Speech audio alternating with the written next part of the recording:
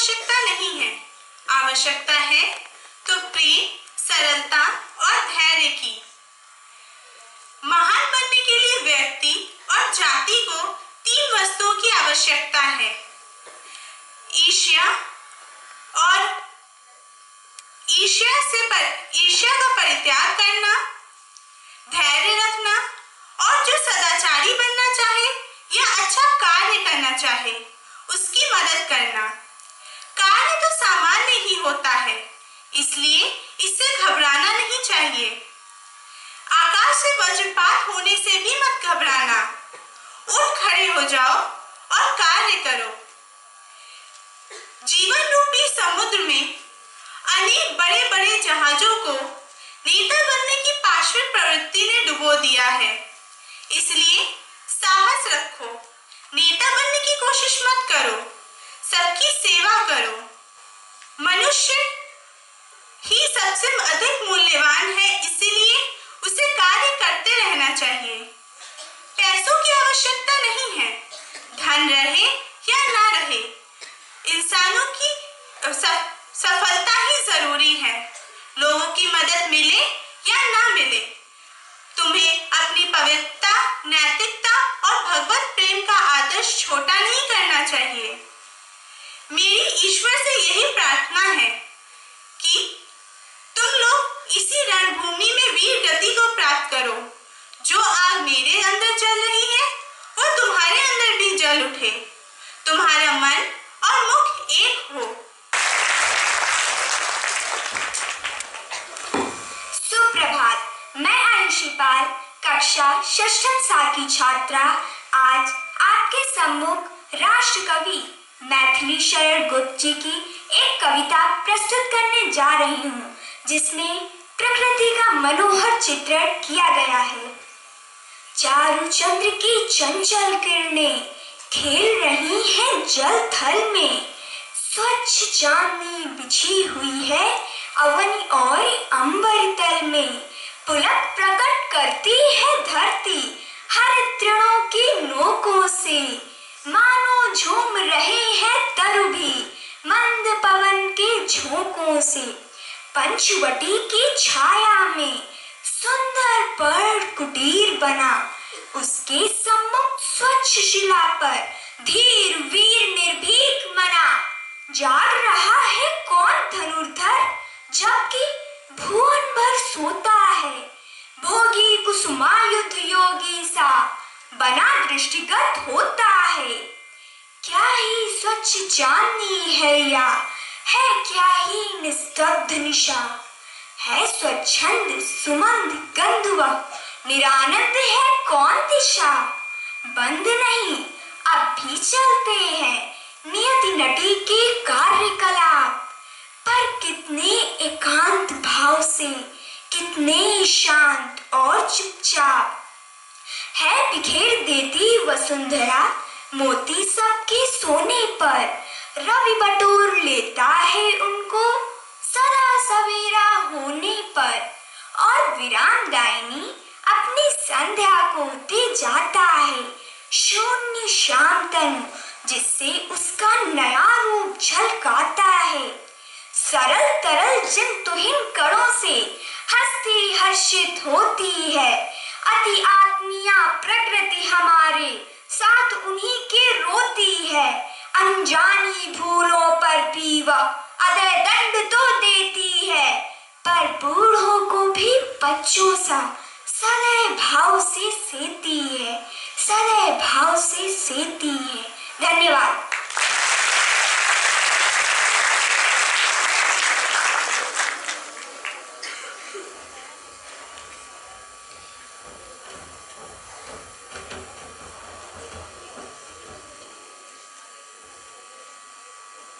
सुप्रभात। आज मातृभाषा दिवस के शुभ अवसर पर हम विद्यार्थी रहीम और कबीर जैसी विभूतियों के दोहों से प्रेरणा लेकर आपके समक्ष नीति के कुछ दोहे प्रस्तुत करने जा रहे हैं।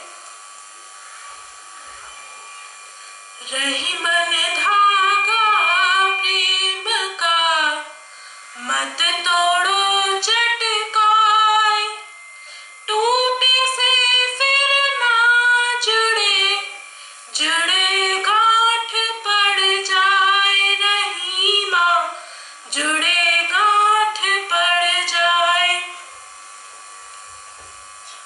भला किसी का कर न सको तो बुरा किसी का मत करना। पुष्प नहीं बन सकते तो तुम कांटे बन कर मत रहना, कांटे बन कर मत रहना। रूठे सुजन मनाइए जो रूठे सौ बार, रही मन फिरी फिरी पोइए, रही मन फिरी फिरी पोइए, टूटे मुक्तहार, टूटे मुक्तहार। ऐसी वाणी बोलिए मन का खोए, आरन को शीतल करे, आप शीतल होए कबीरा, आप शीतल होए। खुश रहो बेटा, खुश रहो, खूब फूलो फलो, तुम सब चिरायु हो। बाबा, आप चिरायु होने की बात कह रहे हैं। आज तो हम सबका जीवन ही संकट में है। आप तो जानते हैं कि वृक्ष कितनी तेजी से काटे जा रहे हैं। हाँ बाबा, यदि यही हाल रहा तो वह दिन दूर नहीं, जल पृथ्वी वृक्षहीन हो जाएगी। मनुष्य अपने स्वार्थ में ये भी भूल गया है कि वह हमें काट कर अपना ही हित कर रहा है। बाबा, मैं भी कई दिनों से इसी चिंता में डूबा हुआ हूँ। इसीलिए तो हम सब मिलकर आपके पास आए। बेटा, मेरी इन विशाल जटाओं ने मानव की ना जाने कितनी पीढ़ियां देखी है। देखते ही देखते ये मनुष्य क्या से क्या हो गया। जिस देश में वृक्षों को देवता मानकर उनकी पूजा की जाती हो, उसी देश में उन पर ऐसा अत्याचार। लेकिन बाबा, मुझे तो आश्चर्य इस बात का है कि हम वृक्ष इनके लिए इतने उपयोगी हैं, फिर भी ये हमें काटने में नहीं झिझकते, जरा भी नहीं सोचते कि हम ही इनके जीवन रक्षक हैं और हम ही इनके आश्रयदाता हैं। हाँ बाबा, अब तो हमारा अस्तित्व भी खतरे में है। तुरंत ही इसका कोई समाधान ढूंढना चाहिए। बरकत बाबा, क्या हुआ बेटा? बाबा, हमें भी रहने का स्थान दो। तुम इतने घबराए हुए क्यों हो? बाबा, वनों में मनुष्य द्वारा वृक्ष काटे जा रहे हैं। हम पशु पक्षियों पर बड़ा संकट आ रहा है। सभी चिंतित हैं। यदि वृक्ष नहीं रहेंगे तो हम क्या खाएंगे, कहाँ जाएंगे, कैसे जिएंगे? हाँ बाबा, हम भी बहुत दुखी हैं। सांस लेना कठिन होता जा रहा है। अब मैं कैसे काम लाऊंगी? बाबा, मैं मोर अपनी सुंदरता और नृत्य के लिए पूरे विश्व में विख्यात हूँ। किंतु पेड़ों के कटने से मैं भी बहुत परेशान हूँ। ना मेरे रहने के लिए पेड़ है और ना ही बारिश ही होती है। मैं नाचूं तो कैसे और कहाँ?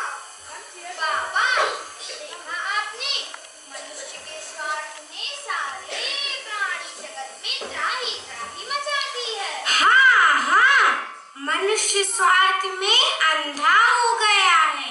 मेरे बच्चों, थोड़ा धैर्य रखो। यदि मनुष्य ऐसा ही करता रहा तो शीघ्र ही उसके सामने गहन संकट की स्थिति खड़ी हो जाएगी। तब वह स्वयं ही वृक्षों का महत्व समझेगा। लेकिन बाबा, लगता है कोई आ रहा है। अरे, कितनी गर्मी है। धूल और धुएं से मेरा कमसा फूटा ही जा रहा है। जहाँ देखो वहाँ मोटर, स्कूटर, गाड़ियों का धुआं और कोलाहल। आओ मित्रों, इन वृक्षों के नीचे बैठे कितनी ठंडक है इनकी छाँव में। सचमुच अब जाकर शांति मिली, इसीलिए तो जगह जगह लिखा रहता है, पेड़ लगाइए और अपने वातावरण को हरा भरा और स्वच्छ बनाइए। मुझे तो ये हरे भरे पेड़ पौधे, ये बाग बगीचे बहुत अच्छे लगते हैं। मैंने भी अपने बगीचे में आम, नींबू, अनार ऐसे बहुत सारे पेड़ पौधे लगा रखे हैं। हमारे घर के आसपास सड़क के किनारे आम, नीम, पीपल के बहुत सारे पेड़ लगे हुए हैं। मेरे दादाजी तो